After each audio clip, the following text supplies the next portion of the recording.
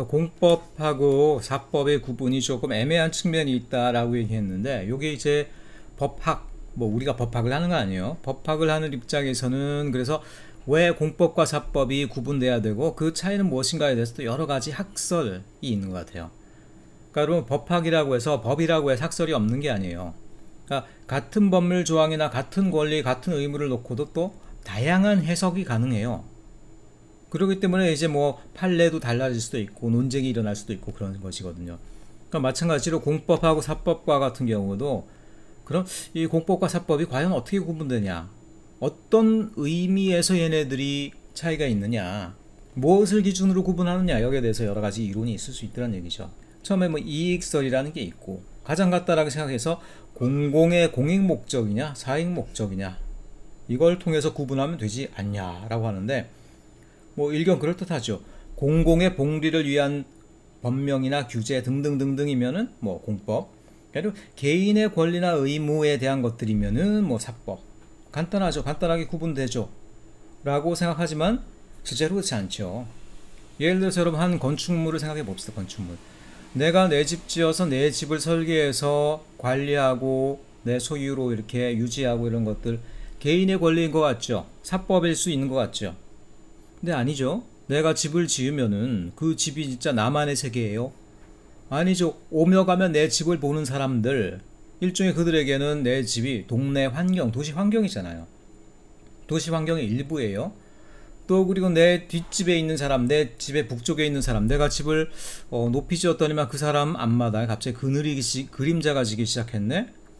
뭡니까? 그 사람이 가지고 있는 환경적인 권리의 일부가 침해를 당한 거죠. 또 부정적인 외부 효과가 나타날 수도 있고 등등등등.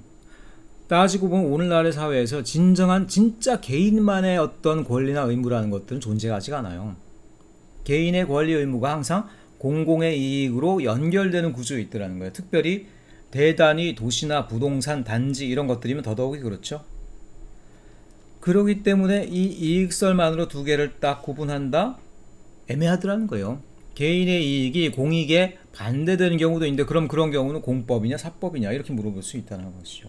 자, 주체설이란 건 뭐냐면, 내가 볼 때는 공법과 사법은 국가나 어떤 정부 공공단체가 규율하는 법이면 공법이고, 그러니까 그 법을 운영하고 규율하는 주체가 누구냐라는 거예요. 그리고 개인이 스스로 상호간의 관계를 갖다가 주체로서 서는 거면은 사법이고, 이런 것 같아. 주체에 따른 아니는 것 같아 라고 얘기를 하지만, 자, 사인이 사법으로서 사사롭게 한다고 해서 국가가 안 나타나요? 국가가 그 관계를 규율하지 않아요? 그렇지 않죠. 또 개인이 상호간의 관계라고 그러지만 국가에 의존해서 그 상호관계를 갖다가 확정받으려는 것들도 있죠. 결국 국가가 꼭 관련되는 경우들이 많더라는 거예요. 이런 여러 가지 설이 있지만 다 완벽하게 맞는 건 없더라는 거예요. 다 요런저런 성격들이 다 좀씩 있는데 완벽하게 이 공법과 사법을 구분할 수 있는 이론은 없다. 이런 정도만 여러분들이 파악하시면 되겠어요. 또는 뭐 법률관계설이라는 게 있고요. 권력관계냐 대등한 관계냐. 권력관계, 국가랑 개인이면은 당연히 국가가 권력관계에 있죠. 경찰이 여러분들 뭐 와가지고 규제하면은, 영장 들고 찾아오면은 꼼짝없이 응해야 되죠. 그러니까 권력관계라는 거예요. 그게 아니라 근데 A랑 B가 돈을 빌려주고 받고 해서 스스로 권리나 의무를 만들어냈다. 그러면 그거는 내가 권력 있는 게 아니라 A랑 B가 동등한 관계에서 규율하는 법인 거죠. 라고 말을 하지만 이것도 따지고 보면 또 애매하다. 생활관계설, 정치 생활을 지배하는 법이 공법이고 사회생활을 지배하는 법이 사법이다. 이것도 뭐 일견 그럴듯하지만 어디게 정치고 어느 게 사회냐는 거야. 어떤 사람이 사회생활을 잘했어. 동네 나와서 경로당에서 봉사도 하고 뭐 물도 떠고 밥도 사주고 막 했어. 근데 알고 보니까 정치인으로 나중에 선거에 나오네. 나중에 그래서 선거법에 떡 걸렸어. 그렇죠. 그것도 뭐 불법 선거법 이런 거 아니에요. 그러니까 그런 경우도 애매할 수밖에 없더라는 거죠. 완벽하게 우리의 속을 시원하게 해주는 부분은 없다. 그렇기 때문에 많은 학설과 이론이 있는 거다라는 거예요. 그래서 이런 것들 때문에 바로 법에도 이론이 있는 거야. 아니, 이론은 과학에만 있는 거지. 법은 그 법이면 법에서 A라고 그러면 A가 딱인데 뭔 이론이 있어? 라고 하지만 왜 A인가? 꼭 A만 있을 수 있는가? 거기에 대해서 이렇게 궁금하게 질문을 하다 보면 법에서도 역시 이론이라고 할 수 있는 것들이 나오긴 나오더라는 얘기예요. 일반법과 특별법, 요거는 요 단어만 잘 생각해 보시면 여러분들이 또 알 수 있을 거예요. 자, 공법에는 또 일반법과 특별법이 나누는데요. 일반법은 일반적인 법이에요. 특별법은 특별해. 그러면 자, 두 개가 이렇게 맞부딪혀 있으면 무엇이 우선이 되겠습니까? 당연히 특별법이 우선이죠. 한번 예를 제가 한번 들어볼게요. 도시계획에서 한번 예를 들어볼게요. 자, 지금 행정중심 도시 세종시죠. 지금 이걸 또 수도로 올리느니 많이 얘기가 많은데, 자, 서울이 여기 있고 내려와서 이제 연기군이 있단 말이에요. 자, 연기군이 여기가 갑자기 한 시골 지역 농촌이었어요. 근데 어느 날 갑자기 행정 수도가 된다라고 그러면서 도시계획 신도시 계획이 막 발생해. 그러면 자, 원래 그럼 여기 충남 연기군에는 물론 시골 지역이긴 하지만 시골이라고 도시계획이 없는 게 아니에요. 농촌적인 도시계획이 있습니다. 도시계획이 있을까요? 법령에 근거해서 도시계획이 있고요. 용도지역이 있고요. 농어촌관리법, 뭐 산지관리법 등등등 법령이 쫙 있어서 그 법령에 의해서 이 지역이 관리가 되고 있어. 그런데 국가가 여기다가 행정수도를 짓겠대. 행정수도 계획까지 다 그려버렸어. 그럼 어떻게 한다는 얘기야? 그런 경우는 어떻게 해요? 그런 경우에는 그 행정수도를 만들기 위해서 특별법을 만들어야만 합니다. 왜냐하면 일반법에 의해서 이미 계획이 되어 있기 때문에 그 일반법을 함부로 무시할 수 없잖아요. 그러니까 어떻게 돼? 특별법을 만들어서 통과시켜서 여기 있는 일반법을 무효화시켜야 됩니다. 왜냐하면 특별법이 우선이기 때문에.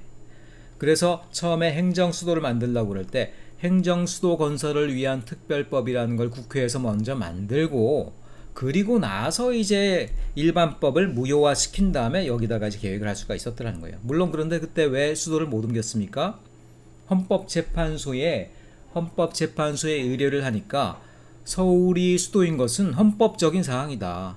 한국말이 국어인 것도 헌법적인 사항이다. 헌법에 그렇게 나와 있지 않다고 하더라도, 헌법에 여러분 국어는 우리나라의 말은 한국말이고 우리나라의 수도는 서울이요 이렇게 안 써 있죠. 그런데 그때 헌법재판소에서 헌법에도 불문법적인 사항이 있다라고 이제 얘기를 했죠. 그런 모든 것들은 사실은 대한민국의 건국 기초에 해당하는 헌법적인 사항이기 때문에 서울을 옮기는 것들도 헌법의 개정에 준하는 어떤 그런 대격변이다. 그러므로 국민투표 등 헌법 개정 절차를 밟아서 서울을 옮겨야 된다. 이렇게 그때 판결을 했죠. 그러니까 그 당시 이제 노무현 정부였었는데 그냥 포기를 해버렸죠. 왜냐하면 국민투표를 해서 투표를 이길 가능성이 없었기 때문에. 그래서 지금 세종시가 그냥 행정중심 복합도시지 행정수도가 된 것은 아니었죠. 공간적으로 볼 때 어떻게 돼요? 일반법이 계획하고 있는 지역 위에다 특별법을 올리면 일반법은 사라져요. 의제 처리가 된다고 합니다. 법률적 용어로 의제 처리. 그러면서 특별법이 새롭게 거기 이식되게 된다는 거예요.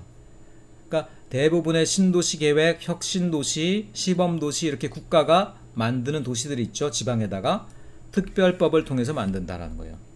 자, 그거 말고 공간정의법 아니라 다른 어떤 권리 의무의 관계에 관한 법률 같은 경우에도 여러 가지 형태들이 있습니다.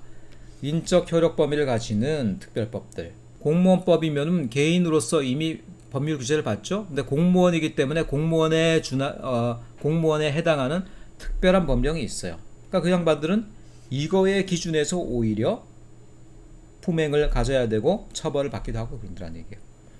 자, 장소적인 효력 범위도 있습니다. 지방자치단체 조례 같은 경우는 그 지방에만 해당한다고 그랬죠. 포항시 조례면은 경상도도 아니야, 부산도 아니야, 전라도는 더더욱이 아니야.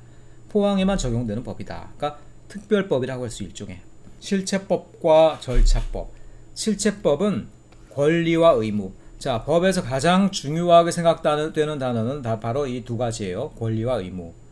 법이 도대체 뭘 위해 있는 거예요? 권리와 의무를 위해서 있는 거야. 권리와 의무. 그렇죠? 너네들 평화롭게 잘 살아라 이런 게 아니에요. 권리를 가진 사람의 권리의 범위와 권리의 어떤 보장, 그렇죠? 권리의 어떤 지속기간 이런 것들을 정해주고, 의무도 마찬가지. 어떤 사람이 어떤 의무가 있고 어떻게 수행해야 되는지.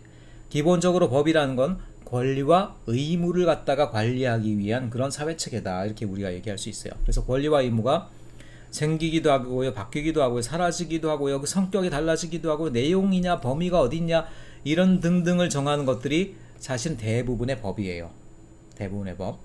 그런데 현대사회가 행정화되고 사무화되고 문서화되고 절차가 많아지다 보니까 이제는 어떻게 됩니까? 권리와 의무랑 전혀 관계가 없는 절차만을 위한 법도 생기더란 얘기예요. 예를 들어서 내가 부동산을 샀다, 땅 샀다, 내꺼 끝. 그거예요. 땅을 샀기 때문에 나는 소유권이라는 권리가 생기고 땡이에요. 그 소유권을 갖다가 그럼 내가 가가지고 깃발만 딱 꼽아 놓으면 내 땅이 되나? 아니죠. 현대사회가 그런 게 아니죠. 내 땅에 법적인 권리를 갖다가 보장받으려면 어떤 몇 가지 여러 가지 요건을 갖춰가지고 내가 그것들 갖다가 선언, 클레임할 필요가 있어요.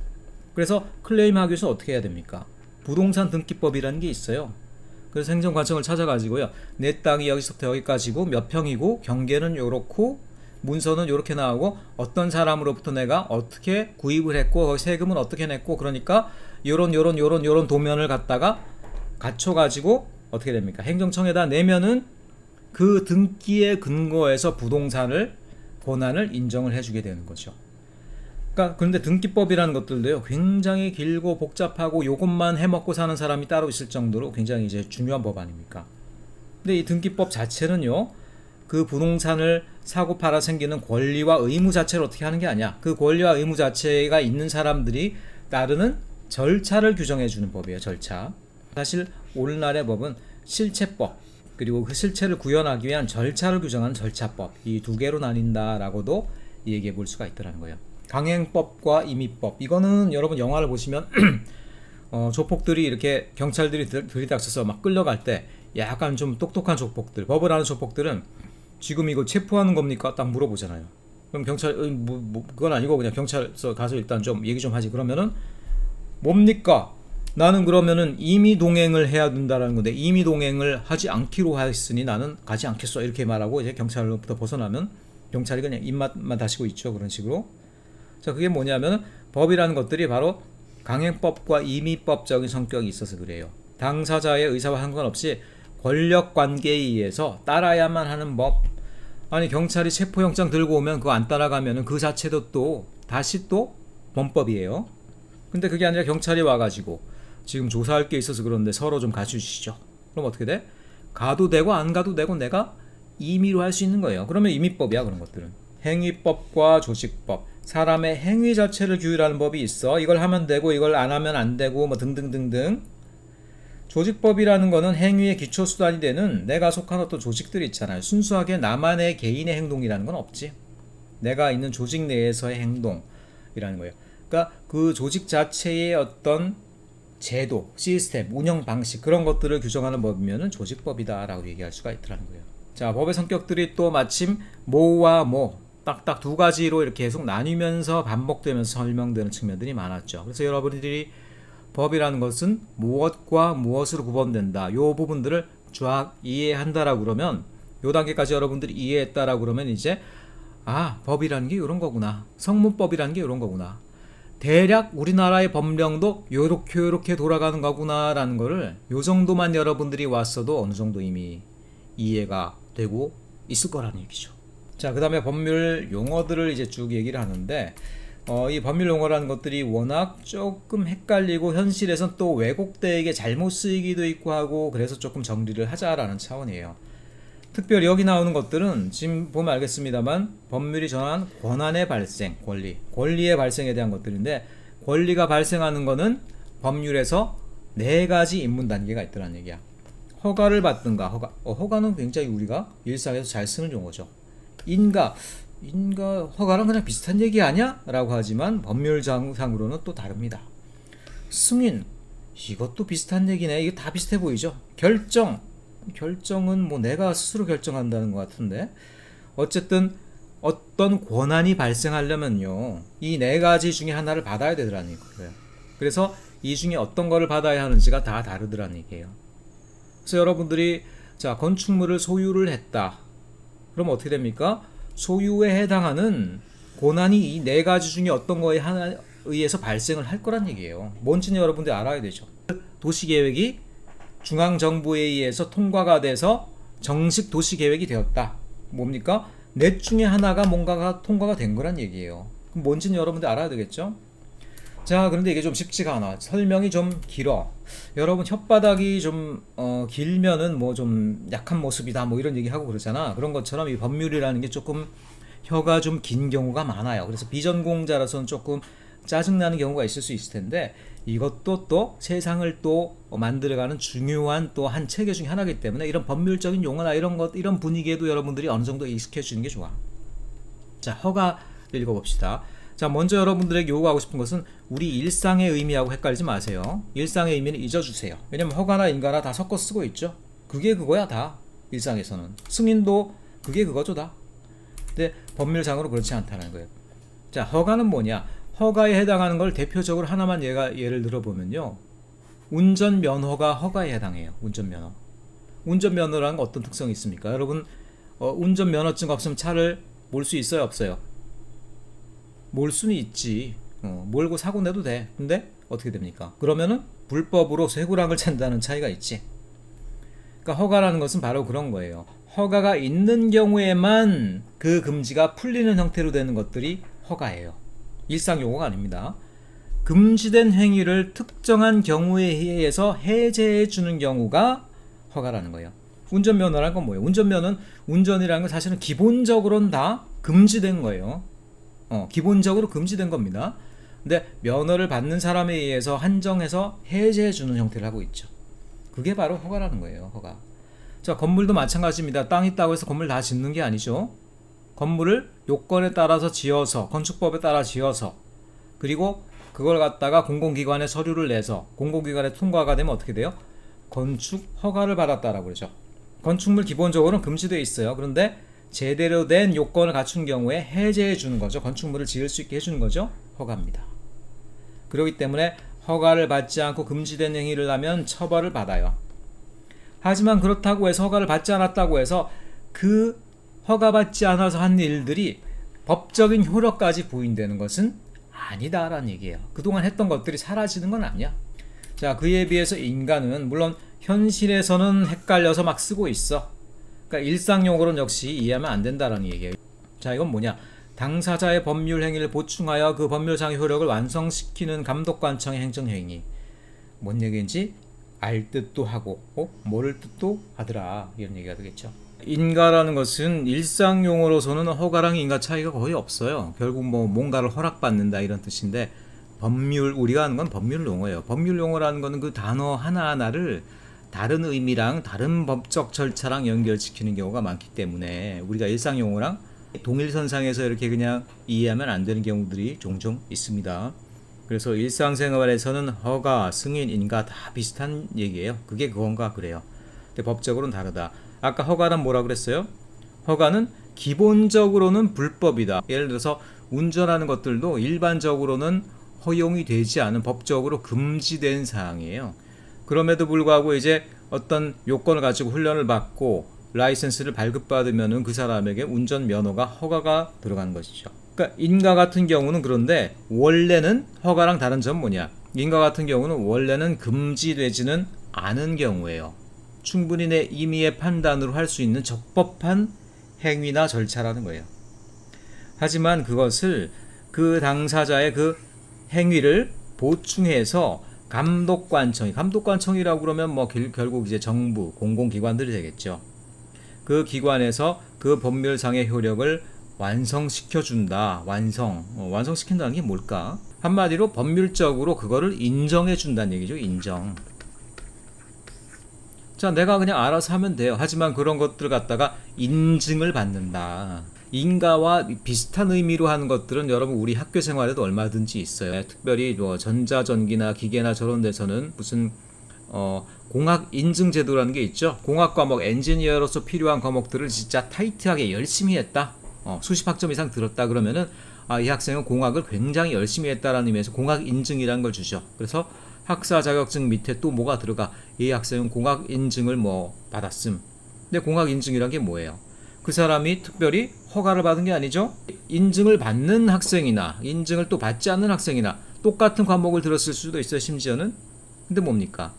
그리고 과목을 듣고 안 듣고는 전혀 뭐 금지되거나 그런 것들이 아니라 자기의 임의의 판단이죠. 하지만 그 판단의 결과에 대해서 감독 관청에 있는 학교가 일종의 거기에 대해서 인가를 내려준 거죠. 자, 이 사람이 들은 과목을 보니까 엔지니어로서 충분히 성장할 만하게 기초적인 소양들을 학교에 잘 갖췄네. 그렇게 도장을 꽝 인정해 주는 거죠.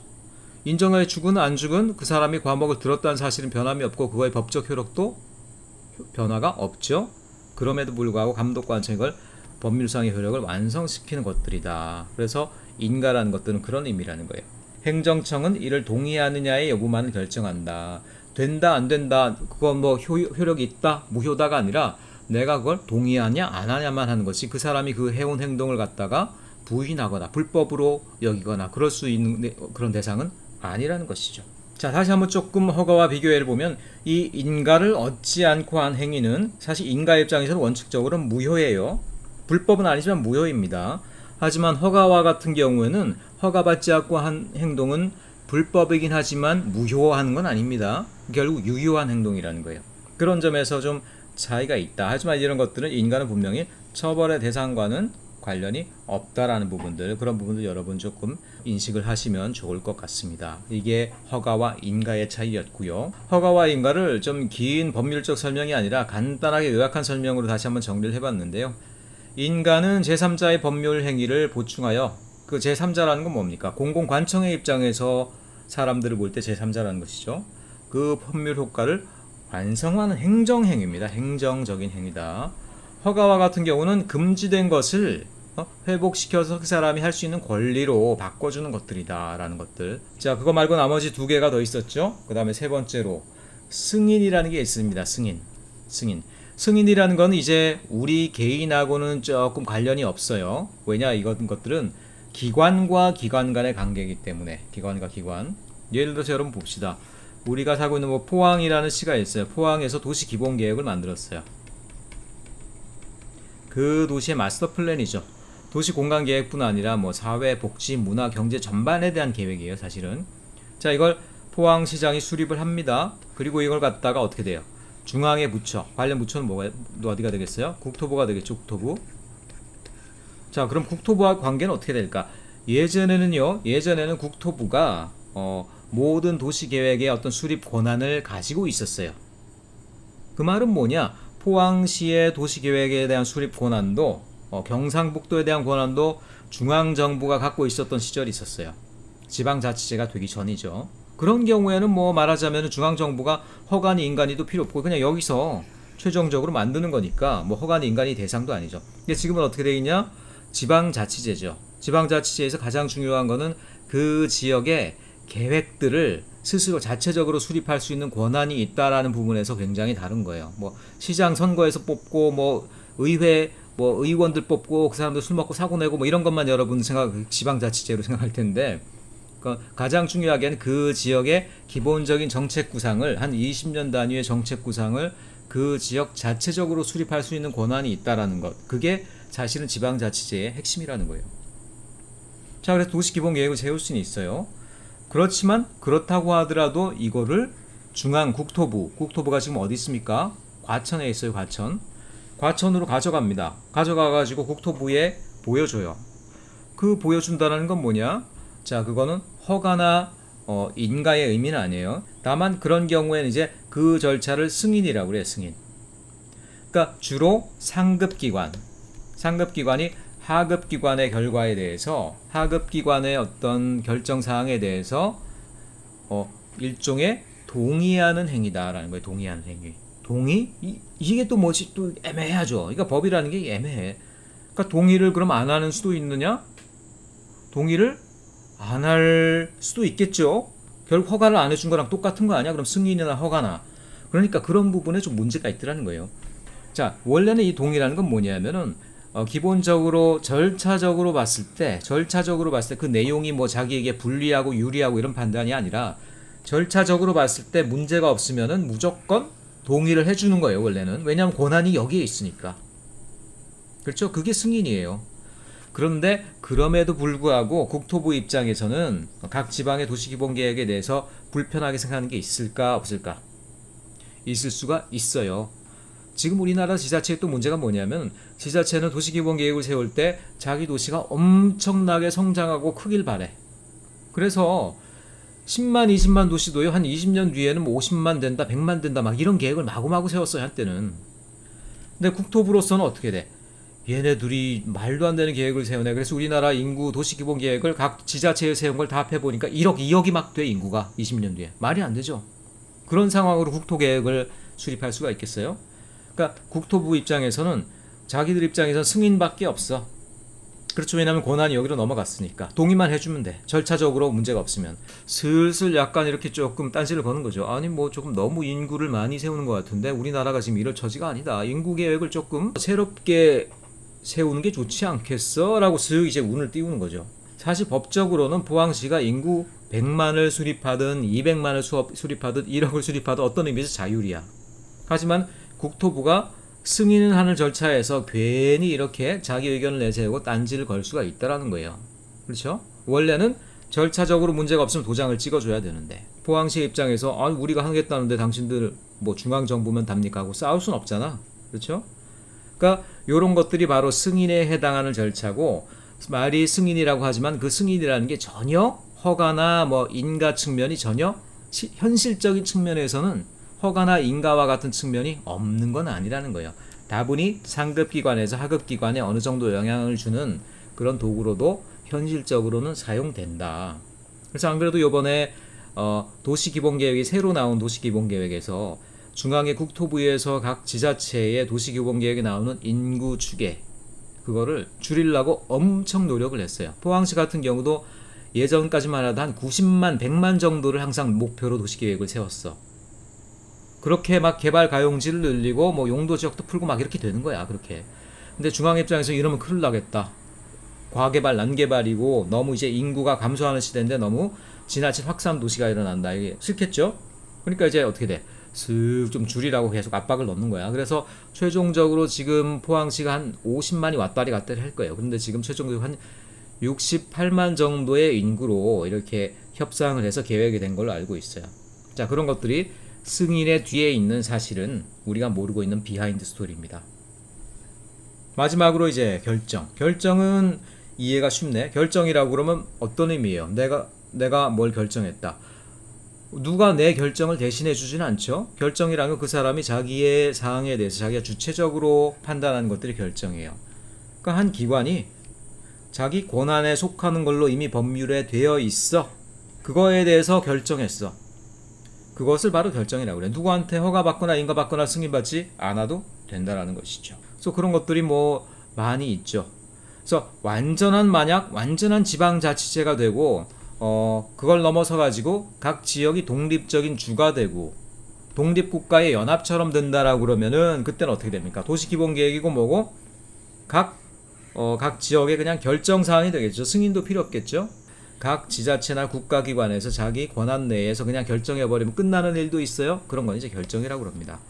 자, 이런 것들이 주요 관련 법률 용어다. 여러분들이 좀 이해를 해두시면 되겠고, 특별히 요 네 가지가 건축, 도시계획, 국토계획에서 자주 등장하는 용어들이기 때문에 여러분들이 조금 그 의미를 판단해 두시면 좋을 것 같습니다.